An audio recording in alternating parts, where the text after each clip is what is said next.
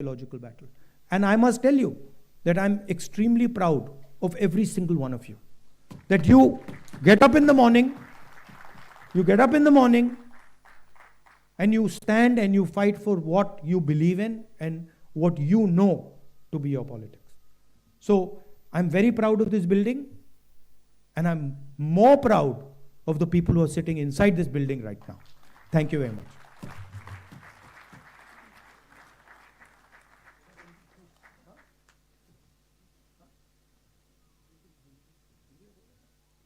बहुत बहुत धन्यवाद राहुल जी।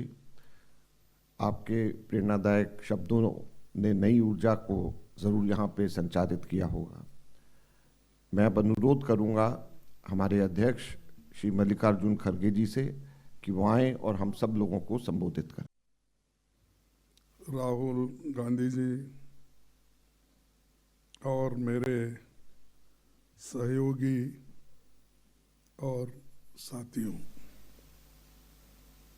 आज मुख्यालय का उद्घाटन हमारे पार्टी के इतिहास में एक मील का पत्थर है। इंदिरा गांधी भवन नाम से कांग्रेस का स्थायी दफ्तर बनना हम सब के लिए बहुत गर्व की बात है। साथियों, ये बहुत खुशी की बात है कि ये भवन उसी इलाके में बना है जहां हमारे महान नायकों ने सोचा था 31 दिसंबर 1952 को पंडित जवाहरलाल नेहरू जी की अध्यक्षता में CWC की मीटिंग में ये बात हुई और उसके प्रोसीडिंग से मैं कोट करता हूं, उन्होंने क्या कहा था। The committee considered the question of the purchase of the site for the AICC office building. It was decided that a site for the AICC office be purchased in the Indraprastha state on the terms offered. यानी उस दिन की आवाज़ थी कि इसी area में Congress office बने और ये निर्णय उस वक्त जब जवाहरलाल नेहरू जी के घर में CWC की मीटिंग हुई, उसमें ये उनका इरादा था। तो मुझे खुशी है कि नेहरू जी की ख्वाहिश आज श्रीमती सोनिया गांधी जी ने पूरी की। इस मुख्यालय का शिलान्यास 28 दिसंबर 2009 को कांग्रेस के 125वें स्थापना दिवस पर सोनिया गांधी जी के नेतृत्व में हुआ था और उनकी देखरेख में भवन निर्माण का कार्य आगे बढ़ा। इसीलिए सोनिया जी से हमने अनुरोध किया कि आप उद्घाटन करें और आप यहाँ पधारे। इसी के लिए मैं आपको बहुत बहुत धन्यवाद देता हूँ और मैं आपका आभारी हूँ। साथियों, आज़ादी की लड़ाई के सबसे कठिन मौके पर 1920 के दशक से 1947 तक कांग्रेस का मुख्यालय इलाहाबाद में स्वराज भवन था, जहां पर इंदिरा गांधी जी का जन्म हुआ था और इसीलिए आज हम इसको इंदिरा गांधी भवन इस नाम से रखें।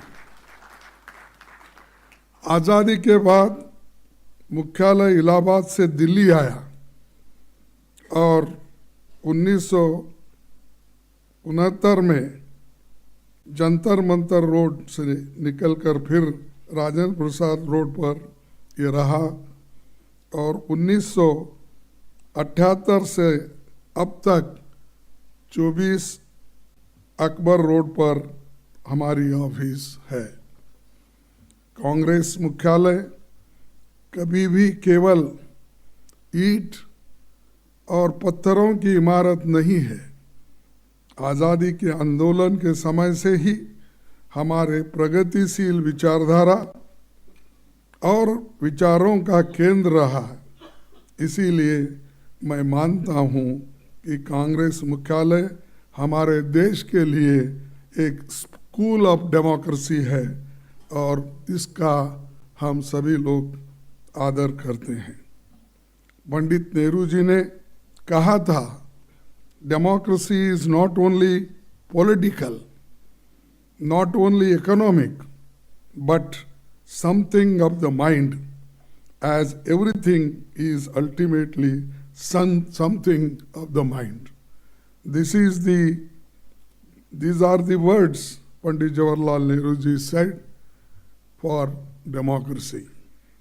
पहले कांग्रेस मुख्यालय से देश की स्वाधीनता की लड़ाई लड़ी गई, फिर राष्ट्र निर्माण का काम हुआ, जिसके लिए गांधी जी, इंदिरा जी, राजीव जी समेत कई कांग्रेस जनों को अपनी शहादत देनी पड़ी।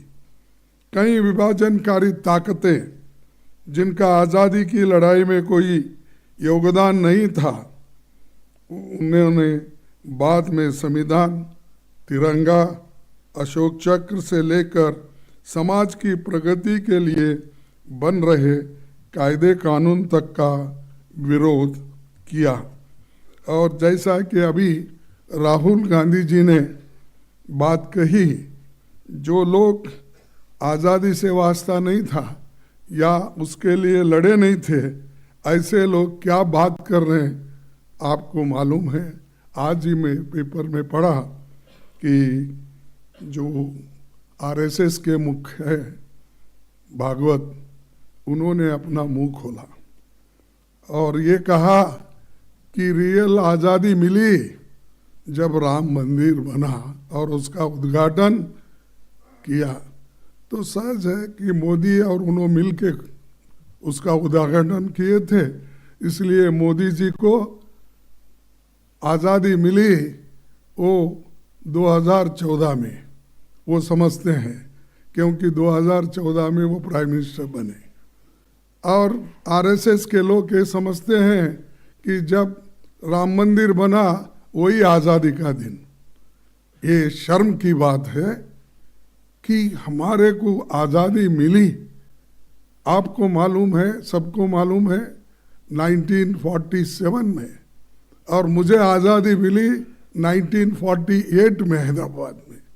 तो आज़ादी मिलने के बाद भी अभी उसको वो स्वीकार नहीं कर रहे, तो इसका मतलब ये है क्योंकि उनको कोई दर्द नहीं, कभी लड़े नहीं, कभी जेल में नहीं गए, इसीलिए वो उनको याद नहीं रहता। हमको याद इसलिए है कि हमारे लोग आज़ादी के लिए मरे हैं, आज़ादी के लिए ठोकरें खाए हैं, घर छोड़े हैं, इसीलिए हमको याद है, उनको याद नहीं है।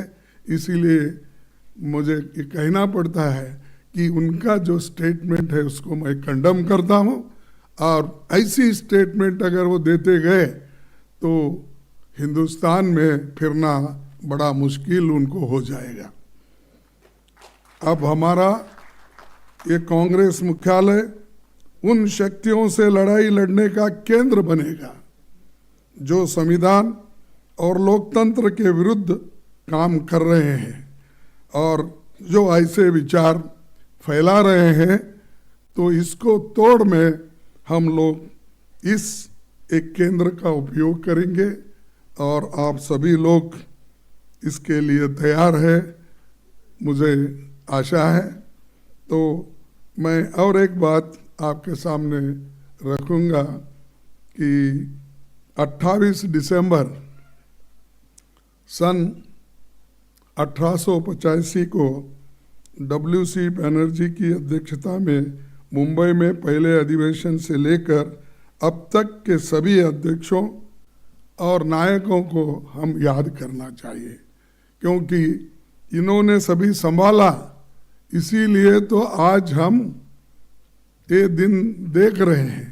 और एक के बाद एक उन्होंने त्याग दिया, बलिदान दिया। तो इसीलिए मैं उनको भी नमन करता हूँ, याद करता हूँ। साथियों, 2024 का साल संविधान के स्वीकार करने का 75वां साल और राष्ट्रपिता महात्मा गांधी के कांग्रेस अध्यक्ष बनने की शताब्दी का साल भी है। गांधी जी ने कांग्रेस अध्यक्ष रहते आम आदमी, महिलाओं, किसानों, मजदूरों से लेकर देश के हर वर्ग से कांग्रेस से जोड़ा। छुआछूत जैसी सामाजिक समस्याओं को भी राजनीतिक एजेंडे में शामिल किया था और उन्हीं के वजह से आज गौ